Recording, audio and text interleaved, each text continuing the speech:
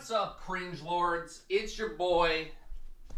Look, I don't have any stuff. I'm moving right now, okay? I have to be out of my house in like 2 hours. So I don't have time to write a script. I don't have time to have production value or anything like that. It's me in this chair. I'm reading the TWAB. Here's what we're doing. Boom. There you go. Okay? I got no script this time. Sometimes when I'm in face cam, I write a script and I just read off of it. I have no script today.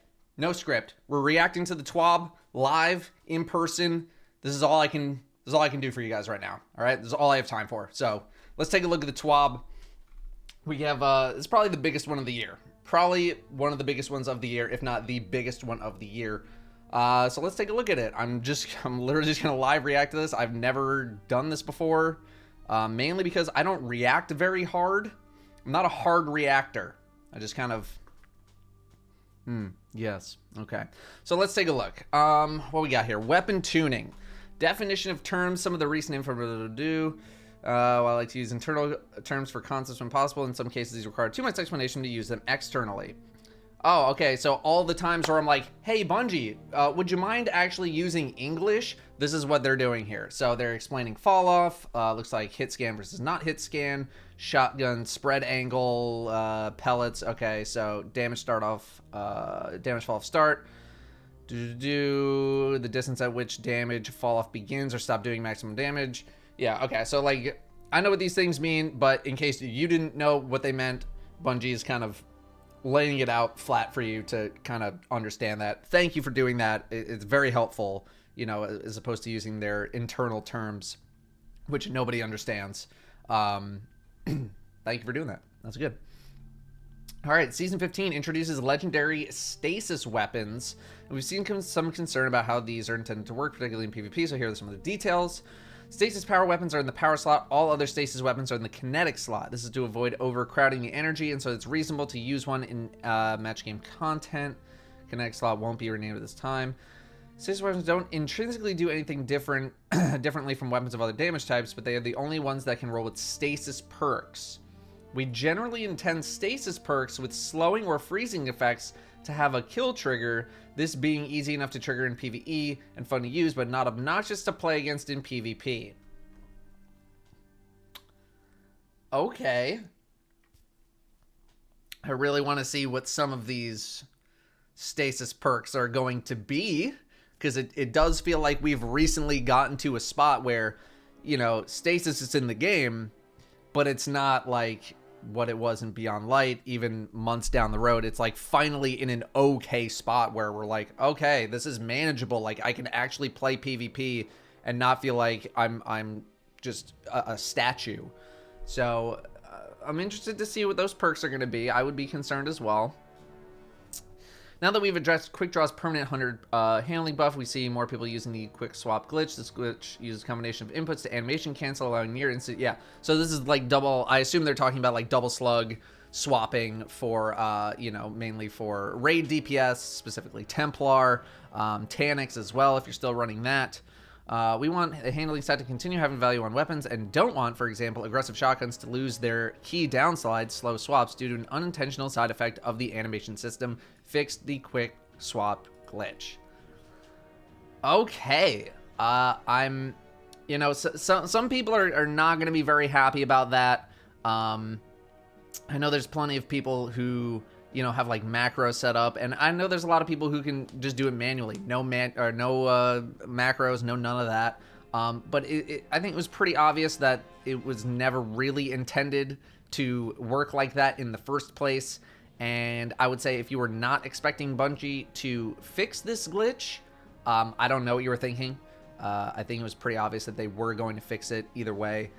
Because if you leave it in, that leaves a lot of issues where now Bungie has to design around this fact and create a lot of balance issues. I'd say on both sides of the coin, PvE and PvP.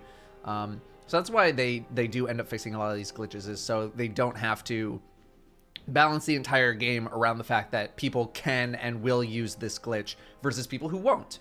So I never really used it. In fact, I never used it.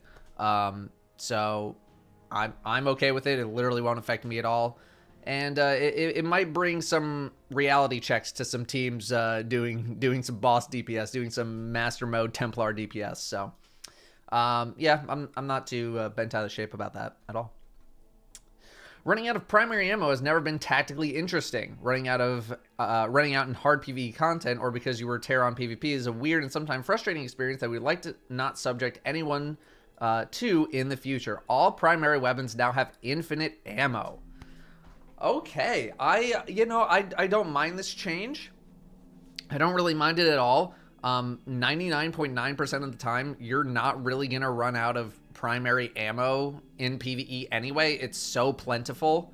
The only times that I've really run out of ammo, primary ammo in PvE, is when I've been doing solo GM Nightfalls, or I've just really not been paying attention. Although some scout rifles, scout rifle reserves are kind of low. So that's the weapon I've run out of ammo with the most. Scout rifles and hand cannons. But again, those are very specific scenarios in GM solo content. So yeah, I think that's totally fine. It is going to definitely change up a lot of ammo situations. I guess all the primary ammo finders are just gone now, which is good. It'll remove a lot of that clutter. Inertia override has been adjusted to account for there being no primary bricks. Kind of explains that. It was like, it's a little too good to be true situation. So that does explain inertia override. I think we talked about that last week, 2 weeks ago. 2 weeks ago. Here, we'll just take a look at that real quick. So yeah, so sliding over an arrow brick now grants 20% melee energy. There's not going to be any primary bricks anymore. It's going to be power and energy. So, and that's why they probably increased the duration as well, is because you're not going to be sliding over nearly as many bricks as you are now. Drop mag's downside of reducing reserve ammo is meaningless. Rework to be plus reload speed minus magazine size. Okay. Okay. I guess I don't have a lot on that. Compact arrow shafts upside of increasing reserve ammo likewise. Rework to be plus. Okay, fine. Updated some other perks that refer to reserves in a way that's no longer accurate. See notes on fighting lines and sweet business in the exotic sections below. Target. Okay, this is a new topic. Okay. Yeah, I'm fine with that. Most of the time, like, running out of special and heavy is a much more meaningful situation. But running out of primary ammo, like, first of all, when it did happen, it was incredibly rare. And most of the time, you could solve that problem pretty quickly. Like, there's bound to be some amount of primary ammo on the ground somewhere, so it was never really that big of a deal.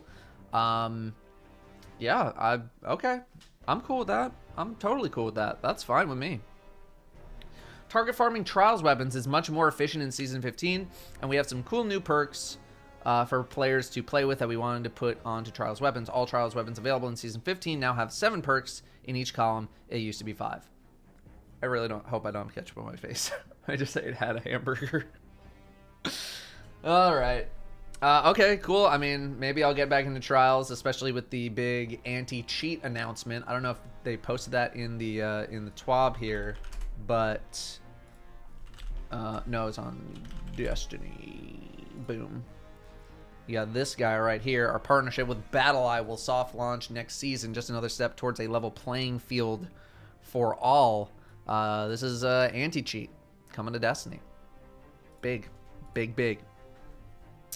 When max power levels on weapons launched, we reissued several weapons. We saw how frustrated people were having to regrind their favorite roles since perk roles hadn't changed. So they changed some of the perks and they overcorrected. Certain perks in the original pools had become a part of the identity of the weapon. They're going to remove the least useful 2-3 perks and add 2-3 new perks that give the weapon some new options and may result in entirely new top tier roles without removing the old. Okay, yeah, so this is mainly to address, I imagine, the Moon and Dreaming City weapons. I put out a video on that somewhat recently, like how to get and then ignore these weapons, because a lot of them just had completely annihilated, perk selections. So that's probably what they're doing with that. Good change. Good. Very happy with that. Small adjustments to the weapons issued in 3.2.1. Okay. Added 1 or 2 original perks for... Yeah, okay. So, yeah, literally just what I just said. So, they're making some changes to the perks of the guns that they just reissued to make it seem, I guess they're putting some of the original perks. Yeah, they're putting some of the original perks on those guns. Very good. Totally cool with that. Breech grenade launchers, oh boy, are increasing pain point of PvP. Wow, really? Yeah. With the shotgun nerf, we're seeing a small increase in usage, or reduce the ease of getting big splash damage for priming and cleaning up targets. We'll watch how things change and make further adjustments in future update. We're fine with how they perform in PvE, so have compensated there. Wow, okay. Bungie totally fine with Breech GLs in PvE. I thought they were primed to get like a slight nerf or something. Although I kind of think Breach and Clear has skewed a lot of my sort of opinions on how good Breach grenade launchers in PvE actually are. I do want to see how they're working out next season when we don't have a permanent 30 to 35% damage increase on big targets. But okay, if they're fine in PvE, you know, I love using them in PvE. I love using Breach GLs in PvE, so okay. Reduce blast radius by 0.4 meters. Max blast radius decrease. Min blast radius. Okay. Reduce splash damage by 20. Reduce the total damage for a direct hit from 220 to 200 before taking spiker proximity into account. Okay. Increase damage in PvE by 12% because of the above splash damage change. This results in a small overall buff to combined damage. Wither Horde's unaffected. Okay. I wasn't expecting Wither Horde to be affected just because it works so differently compared to how actual Breach GLs work. Yeah, I was definitely getting very annoyed at Breach GLs in PvP just because I thought they were so incredibly easy to use in PvP. Did I say PvE? PvP. Yeah, just like, especially with remote detonation, being able to explode it whenever you want. You're basically guaranteed a ton of damage on a target, and you can completely control it. So they're making it so you got to be a bit more accurate now, which I think is a good thing for PvP. You know, I'm really not about just the random 150 damage that you're taking around corners and stuff like that. So anything that they can do to make this less annoying in PvP, at least for me anyway, I'm a total fan. Nice, you know, okay, keep buffing them in PvE. I do think some other specials kind of need a little bit of help, but you know, well, like snipers could maybe use like a little bit right now, but okay, cool. While machine gun usage is surprisingly high, we felt that they weren't fulfilling their intended role in high difficulty content. Increased PvE damage by 20%. Bravo, good change, good change. Scouts and hand cannons felt weaker than they liked in hard PvE content. Increased damage versus miners by 15%. Great change, love it. Fusion rifles. Oh my god, okay, so much. Benefited indirectly from the mid-season 14 shotgun nerf, but fusion rifle subfamilies weren't as different from each other as we wanted, and weren't useful in a variety of combat, so we looked at all the different options for diversifying them and ended up with some substantial changes. This is intended to be a global buff to fusions, but we expect some of these to be better counters to other weapons than they were previously. Yeah, that is definitely a big issue that I had with fusions. The difference between the low end and the high end felt not as extreme as some of the differences between the other weapon archetypes that are in the game. And not to mention, just they're just not, at least in PvE, you know, without the ability to crit, they've always just kind of been left behind. And there are some instances where, you know, being able to just do flat damage on a target, it slightly increased flat damage on a target with no crits, is beneficial, but they're just so rare that just, like, why would you ever, you know, why would you ever? We also evaluated some other options with which are the discussion, given projectiles travel time. We like this behavior in Destiny 1, but in investigation there were a lot of networking issues. Okay. Burst rate of fire. This one meant touching design data and audio for every fusion we've ever shipped, well beyond the scope we wanted to. Okay, so basically, this networking issues, this way too much work for what we're trying to do right now with fusions. Totally understand. Increased PvE damage bonus such that all subfamilies have a 15% PvE bonus. Previously, high impact was 0, precision and adaptive were 10, and rapid fire was 12%. Okay, good start there, even right off the bat. PvE damage, flat up increase. Good, love that. Push subfamilies further apart, adjusting charge time. Shots fired per burst was 7 for all subfamilies. And damage. Note that the base below means without battery perks, a charge time masterwork, or the adept charge time mod. Okay. High impacts charge slower, and while still require strong, I'm having a stroke.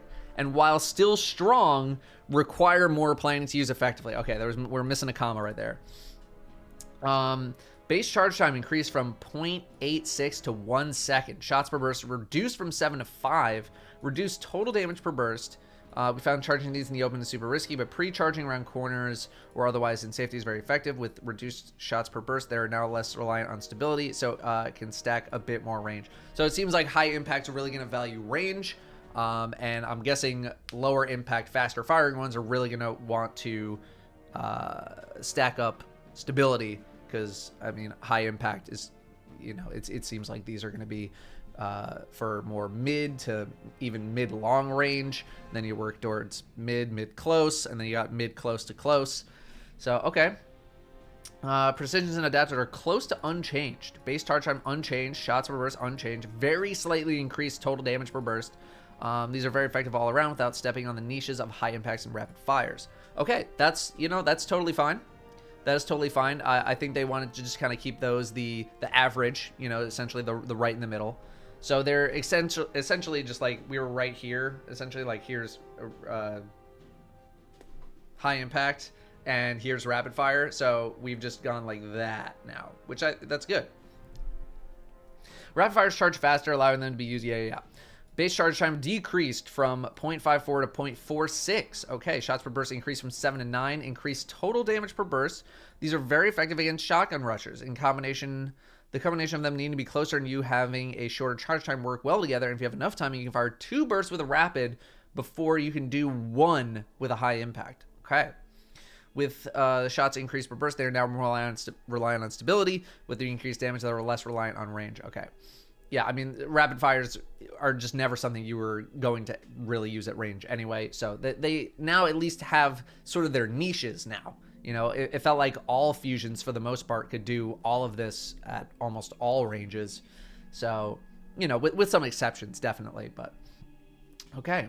Parts of this required adjusting several fusion rifle perks and 1 mod. Backup plans implementation was incompatible with the fusion rifle changes, and it felt like the perk could use a rework anyway.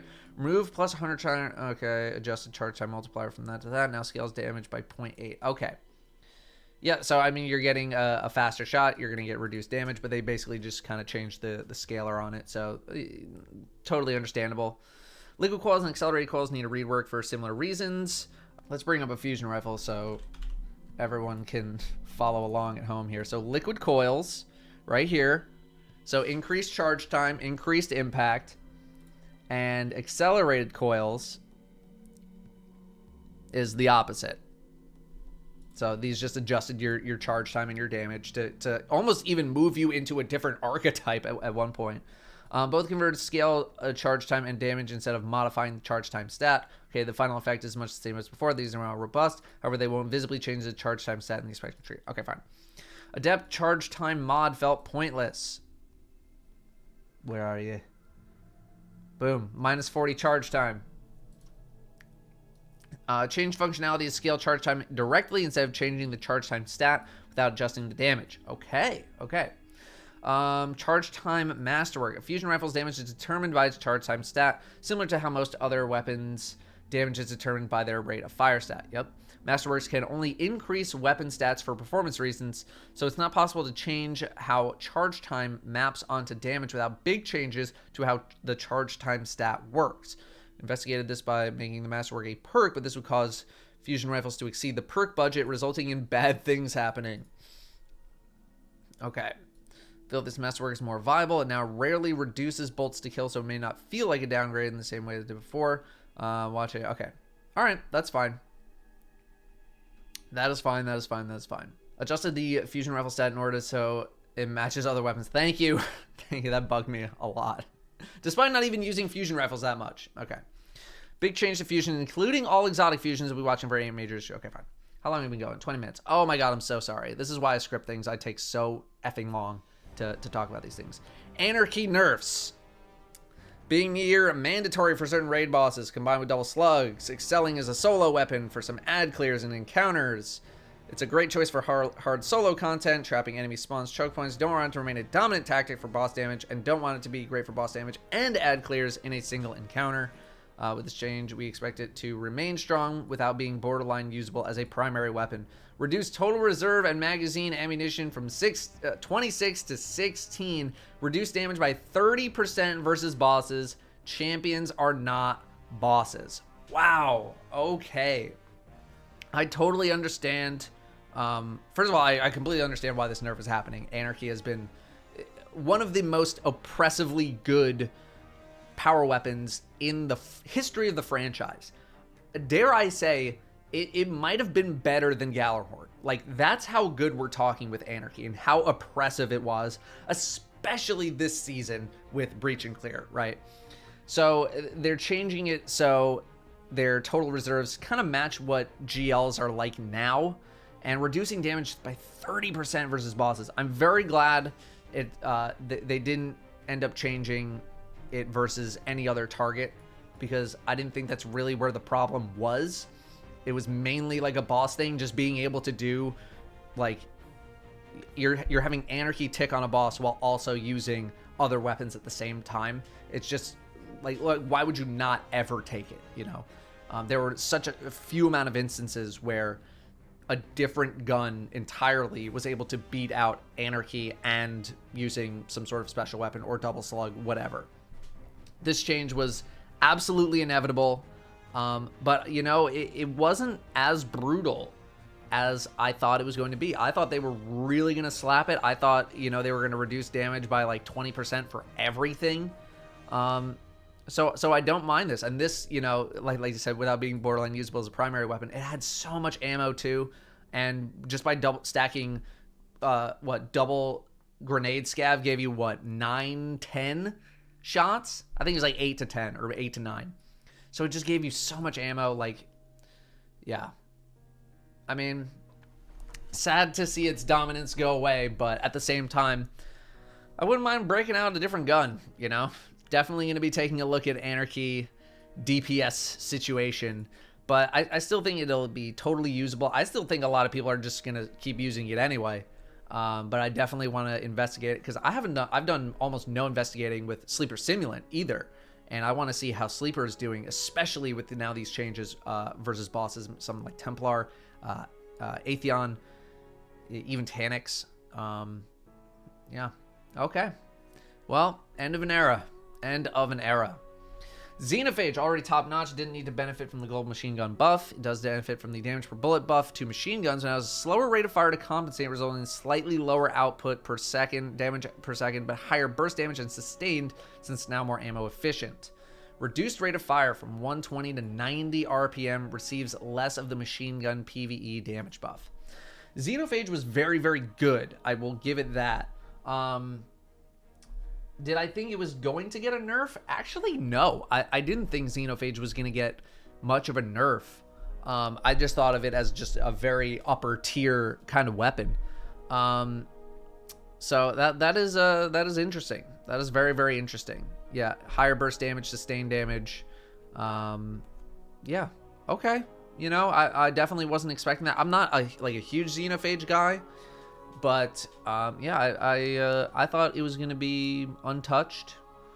You know, maybe not as affected by the machine gun buff. But that's interesting. That is interesting. All right. I mean, it's obviously, you know, one of the most powerful weapons in the game. And it probably still will be one of the most powerful weapons in the game. But they're just trying to make it a little more even, you know. And I think this also gives some room for Sleeper as well. But again, haven't looked at Sleeper at all. I haven't looked at much of anything in August because I've been moving, so we'll get back to that. Fighting Lion has always been fun but not dominant in PvE, so we weren't worried about the impact infinite ammo would have there. However, enabling fast unlimited grenade spamming was too much in PvP. Based on internal playtests, we've addressed that specific case without significantly impacting its feel in PvE. Fighting Lion reserve ammo increased from a lot to infinite, received the same changes as other Breech GLs, reduced base reload stat to 0, Breech grenade launchers with 0 reload stat reload very, very slowly. Now increases reload speed to its previous level upon damaging multiple enemies with 1 grenade. Keeping an eye on this, I believe it's in a good place with this change. We're not going to over nerf. You shouldn't be manually reloading Fighting Lion anyway. Let's bring up Dim for those who are unfamiliar with Fighting Lion's perk and how it works. Boom, here it is. Never mind. That's one. Direct hits do more damage to enemy combatant shields. Rapid kills against grenade damage enemies. Refill the magazine. Kills always drop primary ammo. Well, we're probably getting rid of kills always drop primary ammo now. And then you have the catalyst, which, you know, is just reload speed. This is how Bungie wants you to reload this weapon. They want you to shoot the grenade launcher, kill it with your primary weapon, switch back to Fighting Lion, shoot it again, switch to your primary, switch to a power, kill it, switch back. That's how they want you to use this gun, is shoot, switch, shoot, switch, shoot, switch. So I understand their hesitation with Fighting Lion being able to have infinite ammo, especially in PvP. So definitely keep an eye on that. Vex Mythoclast. Okay, I haven't read much below here. We were cautious with tuning this one at launch, knowing that shipping a dominant weapon has incredibly low ownership would break PvP and aim for balance, but erring on the side of not letting it ship too strong. However, it fell short of balance. Ownership is much higher now and we want to be strong enough to be a desirable reward from Vaulted Glass. PvE damage bonus increased by 40%. Holy cow. Range stat increased to be near best in class for high impact autos. Increased stability stat. Rework catalyst to grant stability and damage after a kill. Increased rate of fire by 10%. Reduced linear fusion rifle mode charge time from 820 to 533, same as the standard linear fusion. No longer loses overcharge stacks on stow except when in the linear fusion rifle mode. Wow. Okay. I mean, when we went over Vex Mythoclast in my review, you know, a lot of the trade-off of Vex Mythoclast is that it's a jack of all trades, right? It's a master of none. You have it in auto rifle and it's a linear fusion. That's its exoticness. But wow. Where's our boy here? It doesn't effing tell you here. All right, either way, I mean, that's big. That's big time. That is big time. All right, Mythoclast, I see you. And we're gonna have I wonder how that's gonna interact with fusion rifle anti-champion mods. Okay. Might be seeing a lot of this in Season 15. Okay. Merciless. We had to touch this anyway because the fusion rifle changed. I figure if we're there, we might as well make a buff we'd been thinking about. Updated perk to account for fewer shots per burst. Should build up charge rate at the same amount per burst before. Reduce the damage penalty for increasing charge rate by 40%. Okay. All right. Man, remember when Merciless was like one of the best DPS weapons in the game back in year 1? Wow. Okay. Interested. Merciless has been basically dead in the water for I don't know how long. Okay. Interested. Jotun. How's the charge time stat works with the fusion rifle change? We made a small change to avoid breaking this weapon. In place testing makes almost no difference, so I didn't mention it. Someone would notice. Okay, it charges slightly faster and slightly reduced damage per shot. Okay, fine. Bastion feels very strong with shotguns being less dominant, so we're preemptively adjusting it in PvP. It's also super low usage in PvE, so we're buffing it there too. Reduced damage by 15%, can now not quite kill a Guardian with 1 shot in the 3 burst shot it fires. Okay. Increased spread angle by 10%. Increased PvE damage by 25%, so around an overall 10% increase in PvE. Totally fine with that. Bastion was pretty strong just because if you got a shot off and you were somewhere on the same map as this person you were shooting, you were probably going to kill them. I know it has been problematic in certain areas, so I'm totally okay with this. It is pretty low usage in PvP, but sometimes even if something is a low usage somewhere, that doesn't always mean that like it's not okay to nerf it. You know, even the reverse with machine guns, they said surprisingly high usage rates, and they still buffed them anyway, because they deserved it. And sometimes, even if not a lot of people are using something, it can be nerfed. I think that's totally fine. Sweet Business's perk refilling the magazine when picking up primary ammo no longer works in a world without primary ammo, so it's been adjusted. Now refills magazine upon picking up special and heavy ammo instead of primary. Okay, fine. Firing line. We like the idea of this perk. It was just giving away a bit too much damage for almost free. Reduced damage bonus to 20% precision damage for all supported weapon archetypes. Was highly variable depending on weapon type. We'll roll on some snipers, linear fusions, machine guns, and maybe some other stuff in the future. Okay. I was not expecting a firing line nerf here.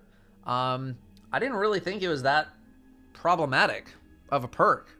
Like, I didn't think it was that big of a deal. Let's see if I have a gun here with firing line. Or hang on. Oh god. I think 7th Seraph doesn't have it. Oh, it does. Increased precision damage. Was highly variable. Okay. This is perhaps not as much of a nerf as I think it is. I guess they're just kind of normalizing it for everything. Okay. I mean, if this is accurate, I haven't used firing line in quite a while, mainly because, like, why would you right now with the current meta in PvE? But okay. All right, that's never mind. That's not as bad as I thought. Certain damage perks only affected impact damage on explosive weapons. We've updated these specific perks to also increase detonation damage. Kill Clip, Rampage, Adrenaline Junkie. Nice. Nice. All right, rockets. Okay. See you. Weapon VFX were all custom, and some didn't meet our desired cool factor, so we've rebuilt these to speed up the process of adding new weapons or updating old ones while updating the visuals at the same time. Updated all grenade launcher VFX. Okay, cool. Neat. Devoting a lot of energy to the Witch Queen expansion, there are a ton of things changing in a few weeks, so we want to see how things shake out before deciding on further tuning. Totally fine. We'll be watching season 15 very closely. Excuse me, and are ready to make some small adjustments as needed in the first half of the season. Linear fusions and caster frame swords are not where we want them to be, so expect some tweets. Totally cool with that. Linear fusions is still not the most strong. Also looking at underused or underpowered exotics, and we'll be taking a pass on some of them, including Arbalest, Suros Regime, Cryo, Malfeasance, and more. I'm very excited to see what they do with Suros and Malfeasance. Malfeasance just such a... It's such a neat gun. It has great, like, exotic theming and flair, and I think its perk is really cool too. And Suros just being like an OG Destiny 1 exotic, getting hopefully a little bit more respect now. Very interested to see what they end up doing with these, because I would love to start using them more. I've wanted to use Malfeasance, but it's just not that strong of a gun. If you have issues with spamming high rate of fire semi-automatic weapons as fast as possible, we've got something in the works for you. Okay. Primary target and quickly swapping for a cleanup is easier than we'd like, and we're looking at options for building up towards faster swap speeds. We've got a step at hitting both of these points coming. Okay. I feel like they kind of talked about that with the Breech GLs, but okay. Talked previously about wanting legendary weapons to have more identity based on their source, and expect to ship a new system for this in or close to the Witch Queen. Season 15, we tweak exotic primary weapons to generate ammo faster than other through arrow fire mods, and we'll have another change plan to make them more enticing in hard PvE content. Okay.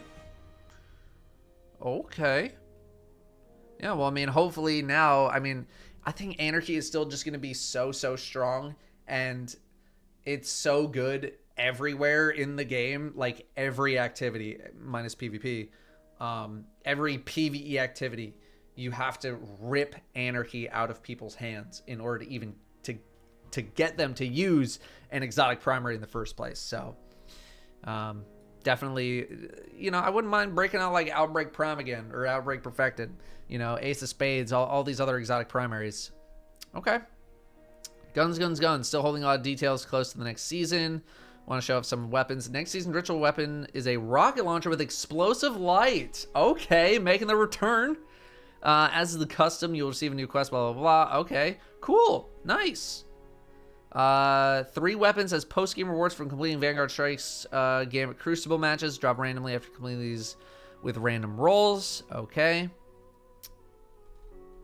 Also have plans to freshen up the loot pool from Prophecy. Seeing a lot of feedback to bring forward weapons from the original Trials of the 9, and thought that adding these 9 themed weapons was a great fit. These weapons have been upgraded with random rolls, and certain ones will drop from specific counters within Prophecy.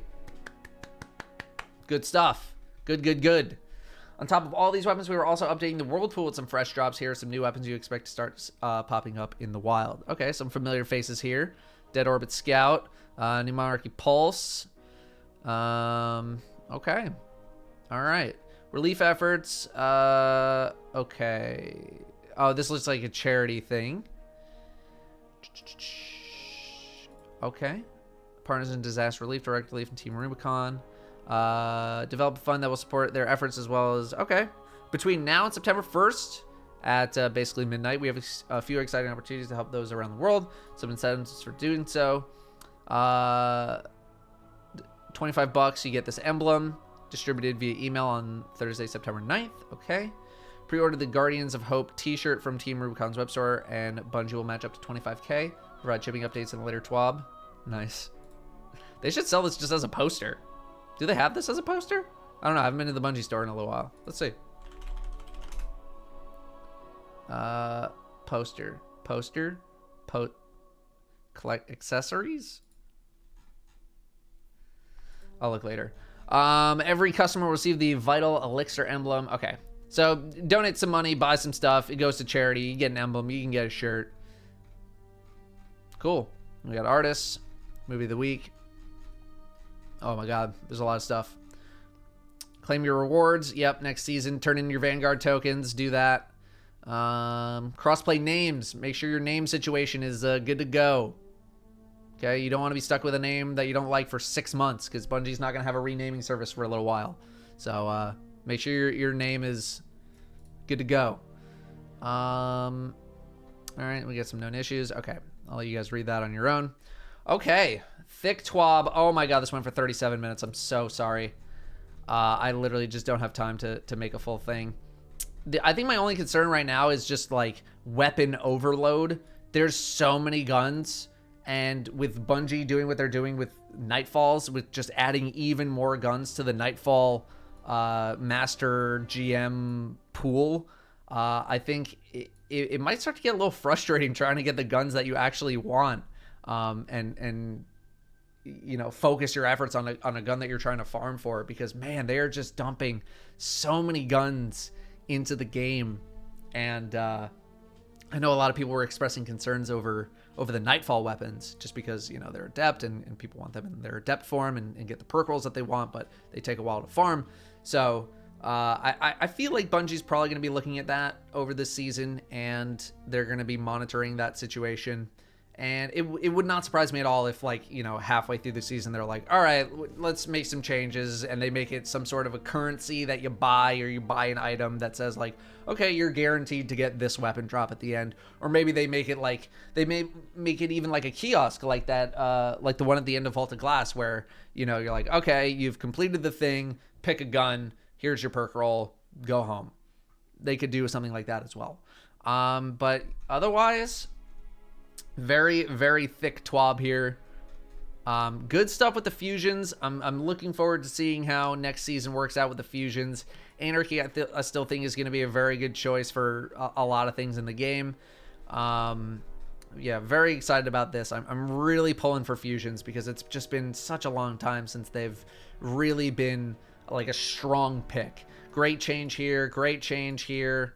Glad that they're watching GLs. What else we got? Good changes here. Like, a lot of these things are good. You know, a lot of good changes coming here. This definitely keep an eye on. Yeah, like, good. I think mostly good stuff, you know? Mostly good stuff coming out of this.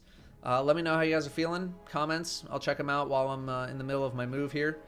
And sorry that this was so long and incredibly informal. This is not how I like to do content, mainly because it runs this long. I'll be back with scripted content as soon as I'm done with my move, and as soon as season 15 starts. So thank you very much for watching. If you made it all the way through, I'll try and put some timestamps in the description. Thank you for watching. I'll see you later. I'll see you next time. That's what I usually say.